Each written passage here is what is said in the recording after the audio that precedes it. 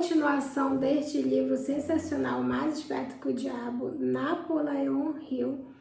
E estamos no primeiro capítulo, na página 20, onde paramos. Se você ainda não assistiu o vídeo, gente, isso aqui é uma série de um livro comentado, deste livro comentado, Napoleon Hill, Mais Esperto que o Diabo. Esse livro é realmente incrível para abrir a sua mente, porque eu acredito que só existe desenvolvimento pessoal se desenvolvendo espiritualmente. Então pegue seu livro, se você não tem, fica aqui comigo que eu vou ler e vou comentar. Esta é uma leitura comentada em vídeo. Pode ser que eu gagueje, pode ser que saia alguma palavra errada, mas não tem problema, não estou preocupada com a perfeição. Estou realmente querendo fazer e cumprir a minha missão, que é ajudar você a começar a pensar, a buscar realmente soluções para mudar a sua vida, né? Então vamos lá, a dúvida aparece. O feitiço, se é que essa experiência pode ser chamada, passou. Comecei a escrever e pouco depois fui sugestionado pela minha razão e pensei que talvez eu estivesse entrando numa missão estúpida. A ideia de que um homem que estava em plena depressão e praticamente falido pudesse escrever uma filosofia de sucesso pessoal que parecia tão fantasiosa que ri vigorosamente e acabei dando gargalhadas. Como vocês viram no outro vídeo, né? Ele sentou na frente da máquina dele, colocou o papel e de repente ele começou a se sentir um derrotado, um fracassado. Ele pensou, como é que uma pessoa numa situação que eu estou pode de verdade ajudar alguém, né? Mas ele tinha descoberto os segredos, né? Os códigos, o passo a passo, o processo do sucesso. Então ele precisava passar por essa experiência para aprender. E depois ele começou a rir, né? Mas vamos lá, continuando. Me arrumei na cadeira, passei os dedos pelos cabelos e tentei criar um álibi que justificaria a minha própria mente, que eu deveria tirar o papel da máquina de escrever antes de começar. Mas a vontade de continuar era muito mais forte do que o desejo de desistir. E acabei me reconciliando com a minha tarefa e segui em frente. A vontade de continuar, gente, tem que ser muito mais forte do que o desejo de desistir. Então, quando se te der vontade o desejo de desistir vier, você já entra com vontade. E a vontade, ela vem através da decisão de querer aquilo de verdade. Por exemplo, os primeiros vídeos, era à noite aqui na França, eu estava já muito cansada, minha voz quase não saía e ainda eu tinha que falar baixo, porque todo mundo estava dormindo, mas mesmo assim eu fiz, porque eu já tinha adiado, eu falei, não, hoje eu vou fazer nem que seja de madrugada, porque eu tinha muitos compromissos e tudo, mas a minha vontade realmente é estar aqui contribuindo com o seu desenvolvimento, né, para você cumprir a sua missão de vida. Então vamos lá, olhando para os eventos passados, agora sobre a ótica de tudo o que aconteceu, posso ver que essas pequenas experiências de adversidades pelas quais passei foram entre as mais enriquecedoras e lucrativas de todas as minhas vivências. Elas, na verdade, foram bênçãos, porque me forçaram a continuar um trabalho que finalmente me trouxe uma oportunidade para me fazer mais útil ao mundo do que eu jamais teria sido. Caso tivesse sido bem-sucedido em quaisquer dos planos ou objetivos anteriores, como já vimos, ele teve várias outras empresas e ele não quis, ele teve empresas até que ele cedeu, né, para os sócios para sair de lá que ele não estava feliz. Por quase 3 meses trabalhei nesse manuscrito, finalizando-os durante o começo de 1924. Assim que os completei, me senti novamente compelida a voltar ao grande jogo dos negócios americanos, sucumbindo ao meu desejo. Comprei a Faculdade de Negócios Metropolitana em Cleveland e comecei a organizar os planos para aumentar a sua capacidade. No final de 1924, tínhamos nos desenvolvido e expandido, adicionando novos cursos. Havíamos dobrado os números considerando o melhor momento que a escola já tinha vivido. Novamente, o germe do descontentamento começou a se fazer sentir em meu sangue, mais uma vez. Eu sabia que não poderia achar felicidade nesse tipo de empreendimento. Repassei os negócios aos meus sócios e fui para a plataforma de palestras, falando sobre a filosofia de realização e sucesso pessoal para a organização pela qual eu havia devotado tantos dos meus anos anteriores. Uma noite estava marcado para eu palestrar em Canton.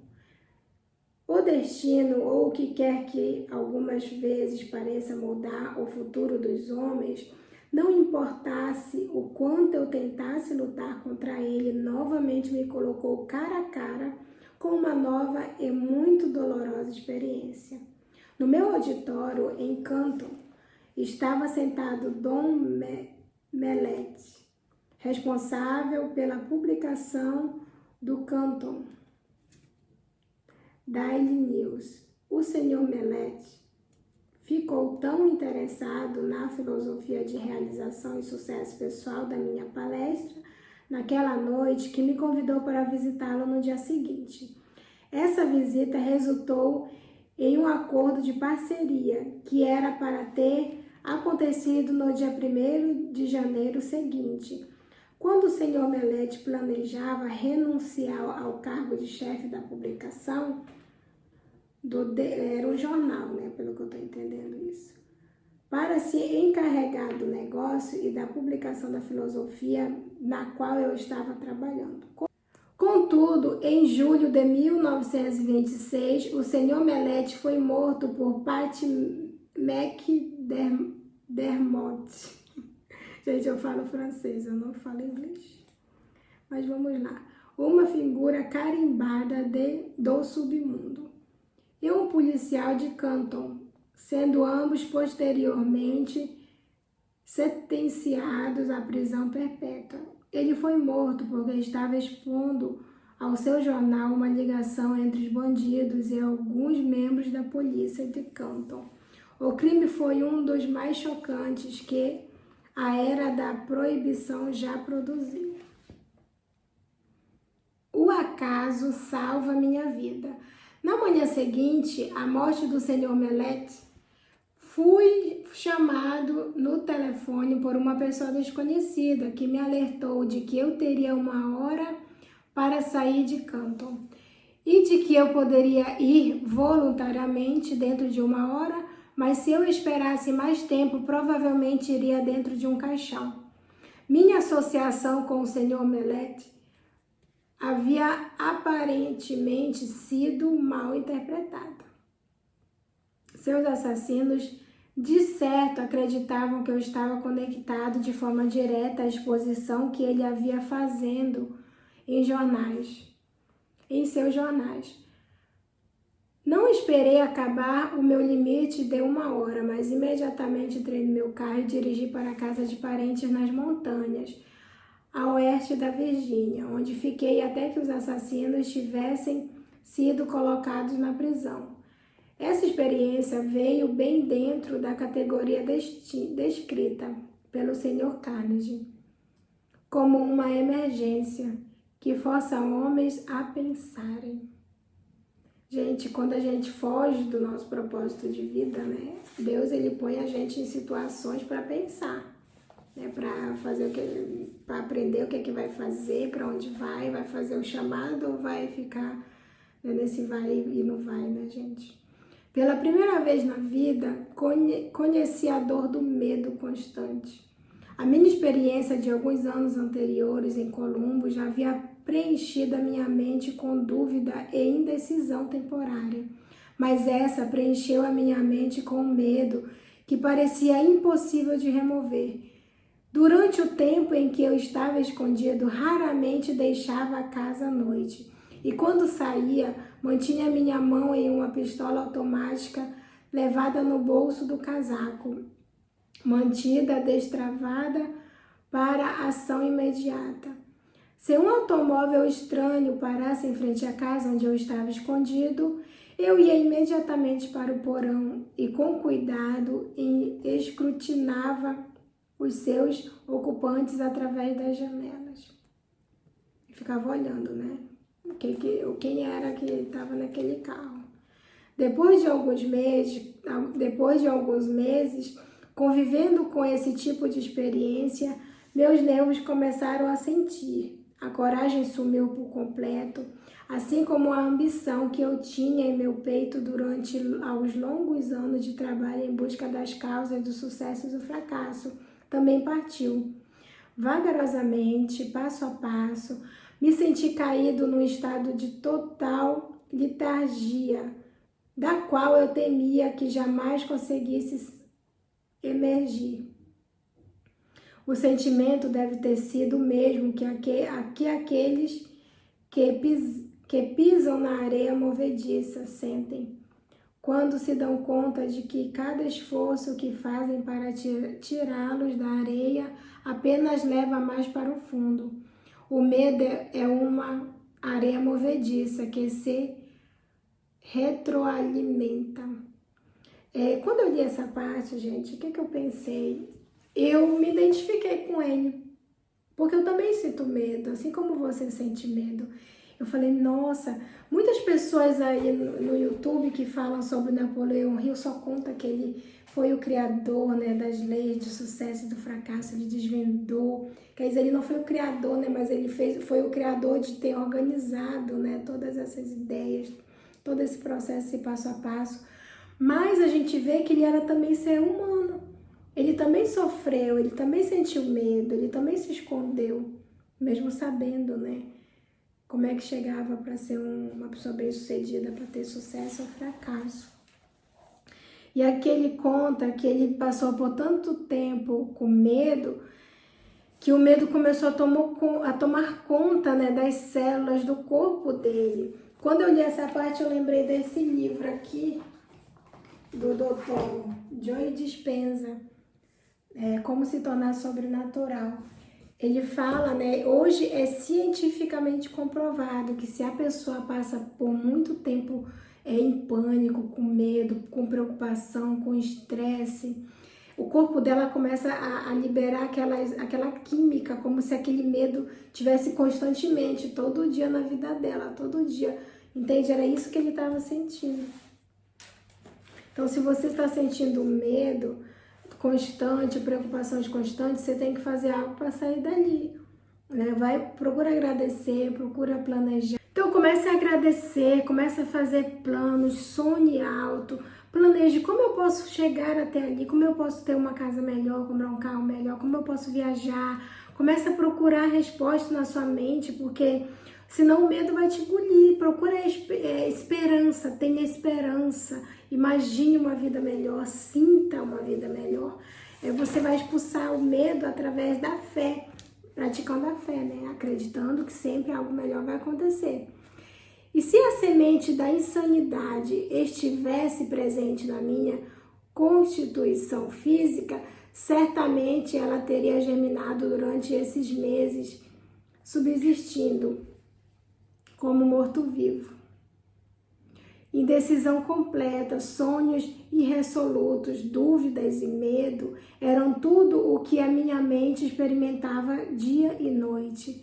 A emergência que encarei fora desastrosa por 2 motivos. Primeiro, a verdadeira natureza dessa emergência me manteve num estado de constante indecisão e medo. Segundo, esse clausuramento forçado me deixou em estado de tensão constante. Eu tendia a me preocupar com o peso do tempo que passava. A minha faculdade da razão tinha sido quase paralisada. Me dei conta de que precisava trabalhar a mente para sair desse estado mental. Mas como? Assim como às vezes você pode estar se perguntando, como eu posso sair da situação? Eu tenho que trabalhar minha mente, mas como eu vou sair daqui? Os recursos que tinham me ajudado os recursos que tinham me ajudado a resolver todas as emergências anteriores da minha vida, parece que criaram asas e me deixaram completamente à mercê da situação. Além de todas as dificuldades que eu estava enfrentando até esse momento, outra situação que parecia mais dolorosa que todas as outras combinadas juntos era a tomada de consciência de que eu havia gastado a maior parte dos meus últimos anos em busca do arco-íris, procurando aqui e lá pelas causas de sucesso e me achando agora nesse exato momento mais fraco e incapacitado do que qualquer uma das 25 mil pessoas que eu havia julgado como sendo fracassadas. Nossa, ele estava se sentindo pior do que as 25 mil pessoas fracassadas que ele tinha entrevistado. Esse pensamento era quase enlouquecedor. Além disso, era também extremamente humilhante como eu estava palestrando por todo o país, em escolas, faculdades e organizações de comércios, tentando contar a outras pessoas como aplicar os 16 princípios do sucesso, enquanto aqui eu estava incapaz de aplicá-los para mim mesmo. Estava certo de que nunca mais poderia encarar o mundo com um sentimento de confiança. Toda vez em que me olhava no espelho, notava uma expressão de desgosto próprio da minha face. Gente, quantas vezes eu também já chorei na frente do espelho, né? Me sentindo uma fracassada. Muitas vezes aconteceu isso.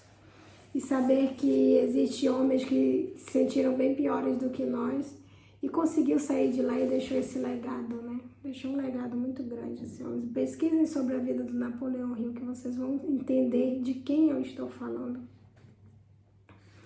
Toda vez que eu me olhava no espelho, notava uma expressão de desgosto próprio na minha face e frequentemente disse coisas ao homem no espelho que não deveria ser escrita. Meu Deus, ele deve ter chamado ele de tanta coisa lá na frente do espelho. Por isso que hoje em dia tem a técnica do espelho, né, gente? Você vai pra frente do espelho, você se olha no espelho e fale coisas boas pra você.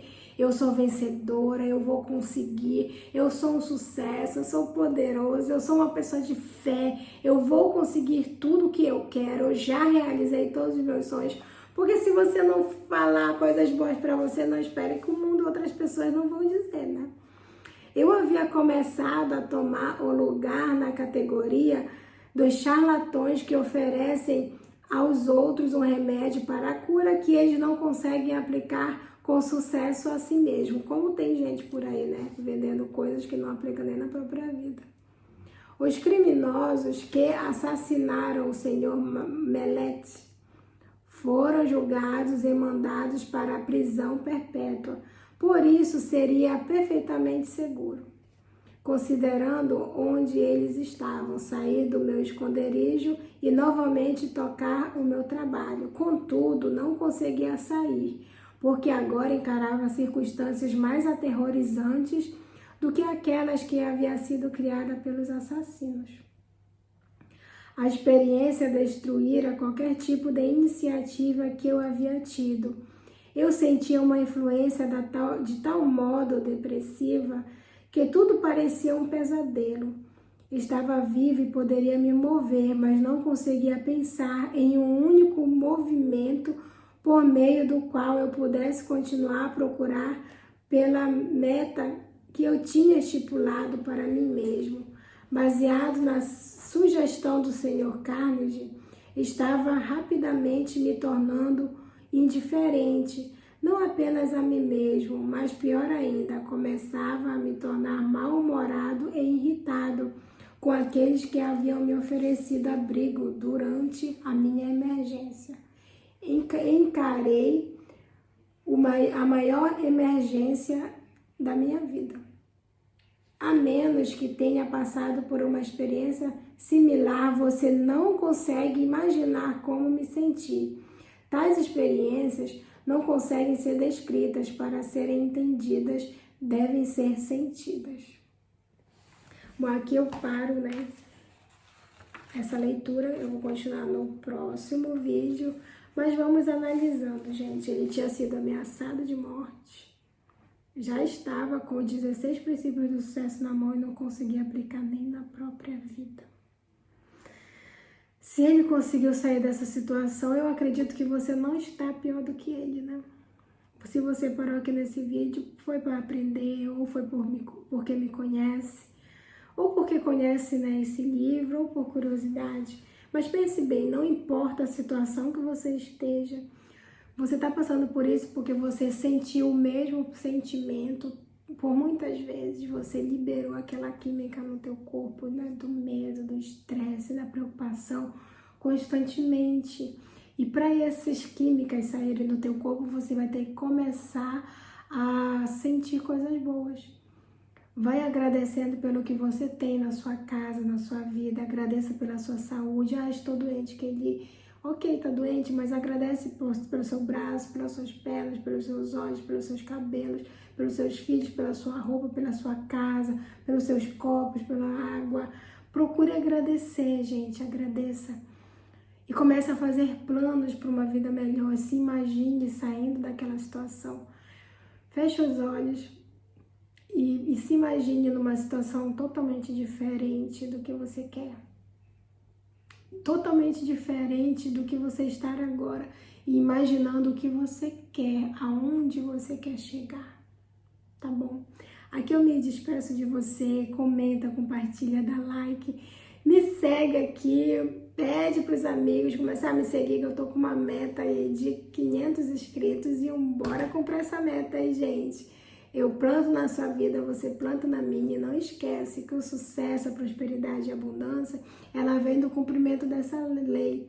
Quem planta, colhe. Dependendo do que você plantar, você vai colher coisas boas. Se plantar coisas ruins, você vai colher coisas ruins. Então plante coisas boas, ajude alguém. Se você às vezes não tem coragem de falar para a pessoa e você viu que aqui eu falei algo que realmente vai tocar essa pessoa, compartilha com ela, tá bom? Deixa seu like e comenta, me segue no Instagram, que eu vou adorar conhecer você. E vamos compartilhar, né, gente? Compartilhar amor, compartilhar conhecimento, compartilhar uma palavra de motivação, né? Para tirar as pessoas da situação que elas estão. E vamos acordar aí, gente. Beijo!